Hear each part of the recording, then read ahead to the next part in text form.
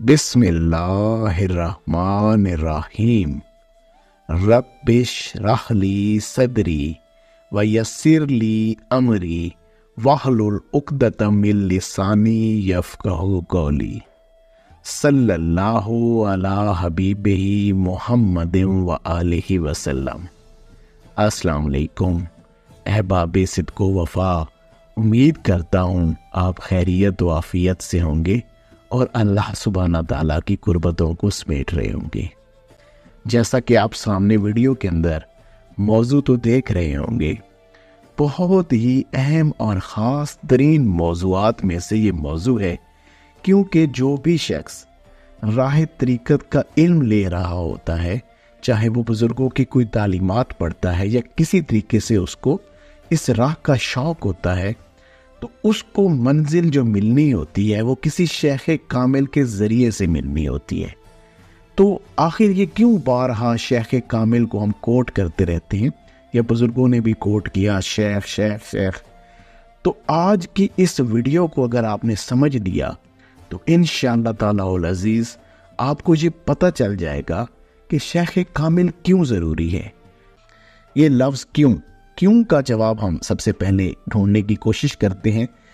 हजूर नबी करीम सल्लल्लाहु अलैहि वसल्लम का फरमाने आली शान है, क्या बड़ा खूबसूरत। मोमिन का आईना होता है। ये बहुत, अब हजूर का फरमाने आली शान लिखा गया तो इंशाअल्लाह ताला बरकत आ जाएगी सारी की सारी। क्या हमने ये हदीस मुबारक कोट की है कि मोमिन का आईना होता है। आईना क्या करता है? अगर हम आम जिंदगी में बात करें तो आईने के अंदर क्या होता है? आईना इंसान को अपना असल दिखाता है। इंसान जो कुछ होता है ना, वो जब आईने के सामने जाके खड़ा होता है तो उसको अपनी हकीकत नज़र आ जाती है, और वो अपने आप को संवारता भी है और अपने आप को ठीक भी आईने के सामने जाके कर लेता है।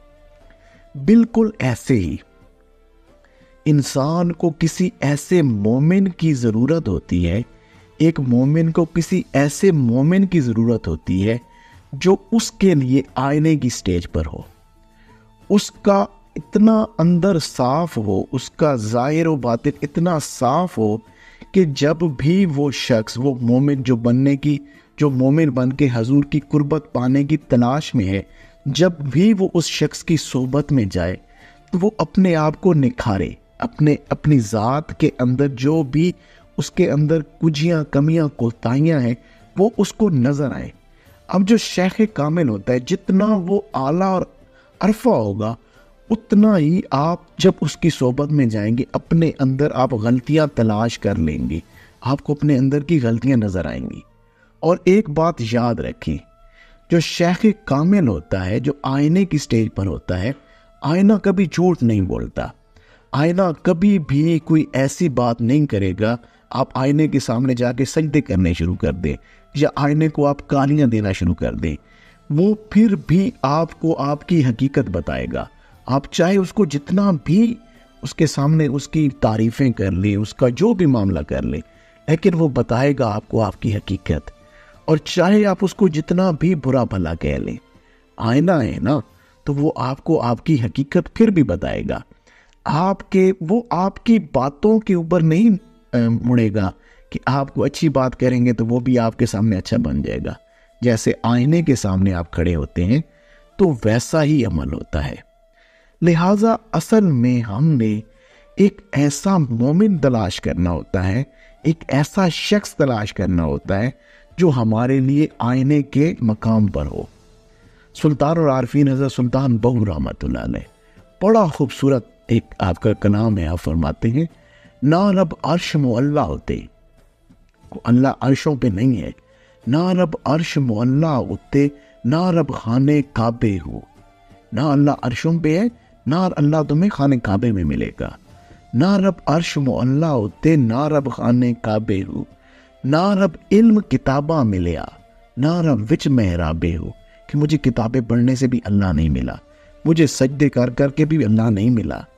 ना रब विच मेहराबे हो, गंगा तीरथ मूल न मिलिया, پینڈے بے حسابے ہو، کہ میں نے گنگا تیرت بہت زیادہ اپنی جان پہ ظلم بھی کر کے دیکھیں، چلے بھی کر کے دیکھیں، سارے معاملات کر کے دیکھیں، گنگا تیرت بول نہ ملیا، پینڈے بے حسابے ہو، جددا مرشد ملیا کامل، چھٹے سب عذابے ہو۔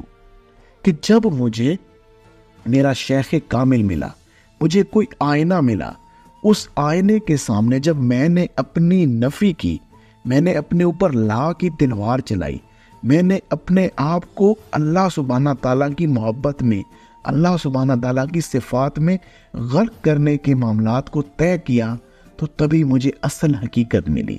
جب مجھے میرا شیخ ملا تو میں نے اس کی ذات میں اپنے آپ کو دیکھا کہ میں کتنا اپنے آپ اپنی نفی کر چکا ہوں، کتنا میں صفات الہیہ تک پہنچ چکا ہوں۔